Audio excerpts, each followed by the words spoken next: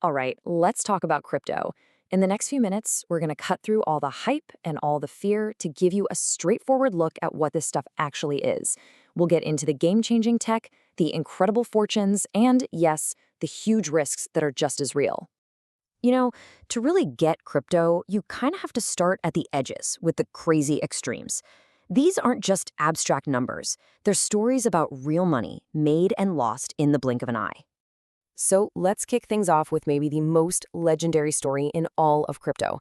Back in 2010, a guy bought two pizzas for 10,000 Bitcoin. At its all-time high, that same Bitcoin was worth, get this, $680 million. That is the kind of mind-blowing lottery ticket potential we are talking about. But here's the thing. For every one of those fairy tale stories, there's a nightmare on the other side. Just look at the crypto exchange FTX. It was valued at $32 billion. Then it all came crashing down, practically overnight, taking billions of dollars of its customers' money with it. So, yeah, the risk is absolutely devastating. So, what is this stuff? What is this technology that can make you a millionaire from a pizza one day and then vaporize billions of dollars the next? That's the big question we're here to answer. Let's break it down. Okay, and before we dive any deeper, I've got to put this out there. This is just for educational purposes, all right? We are not financial advisors, and nothing here is investment advice. Crypto is super speculative, so you absolutely have to do your own homework. All right, with that out of the way, let's get down to brass tacks. What even is cryptocurrency? And to get it, you need to understand the one huge concept that makes it totally different from the money you and I use every day. So at its core, crypto is just digital money. It's secured by really complex math called cryptography. But the real magic word, the one that changes everything, is decentralized. And you're probably thinking, what does that even mean? Well, let me show you. So think about the money in your bank account right now. Some big institution, like a bank or the government, controls the big master list, the ledger of who has what. They're the boss.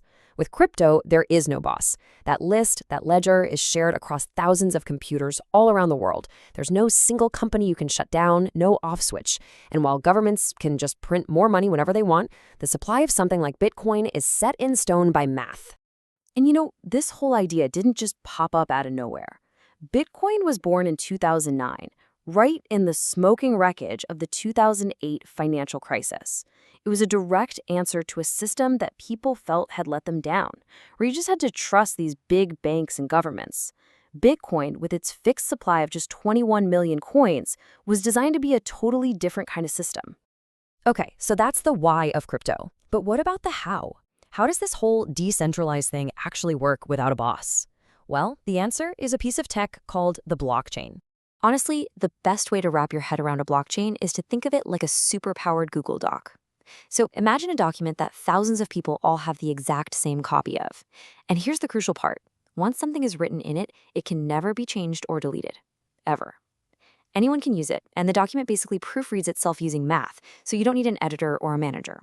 So let's say you want to send some crypto to a friend. How does that actually work on this crazy Google Doc? Well, first, you start the transaction. It then gets blasted out to the whole network of computers. We call them nodes. Those computers all run checks to make sure everything's legit. Then your transaction gets bundled up with a bunch of others into a new block. That block gets locked and chained onto the end of the last one, and that's it. It's done. Permanent. Now, you've probably heard one of the biggest knocks against Bitcoin, right? That all this computer work uses a ton of energy. And that's a fair point. But it's really important to know that this technology is changing fast. For instance, the second biggest crypto, Ethereum, had this massive upgrade back in 2022 called the merge. And it slashed its energy use by something like 99.95%. That's huge. Okay, so we've talked about Bitcoin and we've mentioned Ethereum, but believe me, the crypto universe is way, way bigger than just those two. So let's zoom out a bit and get a lay of the land. So let's talk about the two big dogs, Bitcoin and Ethereum. They are not the same thing, not at all. A good way to think about it is that Bitcoin is like a simple, powerful calculator. It does one thing and it does it really well. It's like digital gold, a way to store value.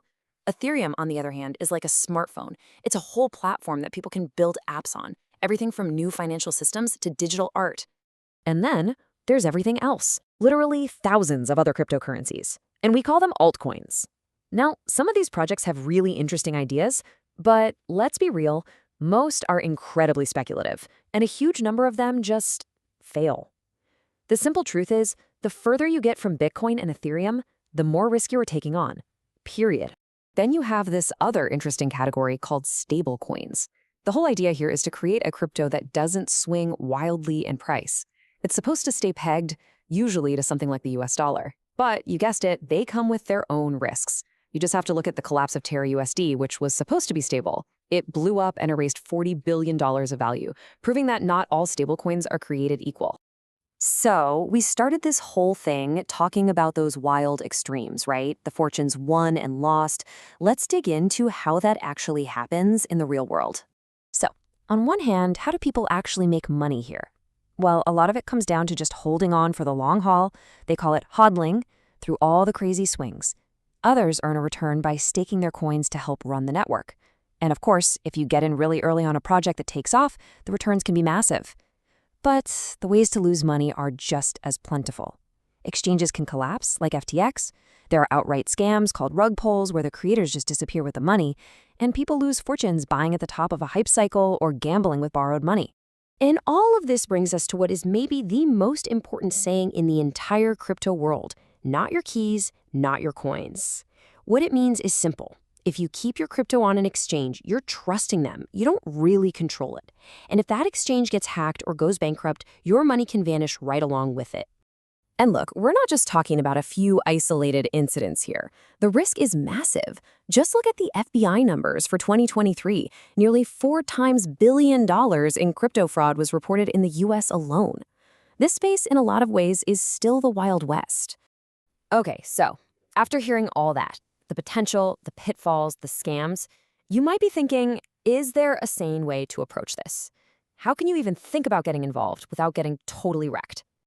Well, if you're going to dip your toes in, here's what a responsible framework could look like. First, and this is the absolute golden rule, only, and I mean only, invest what you are 100% prepared to lose. All of it.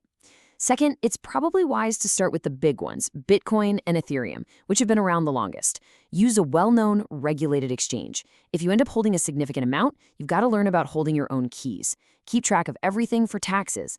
And maybe the most important rule of all, do not let FOMO, the fear of missing out, make your decisions for you. And that really brings us back to the big, giant, multi-trillion-dollar question we started with. What is all of this really? Is it the absolute future of money here to change everything? Is it just one giant speculative bubble waiting to pop? Or is the truth, like it usually is, somewhere in the middle? That's the question everyone in the space is still trying to figure out.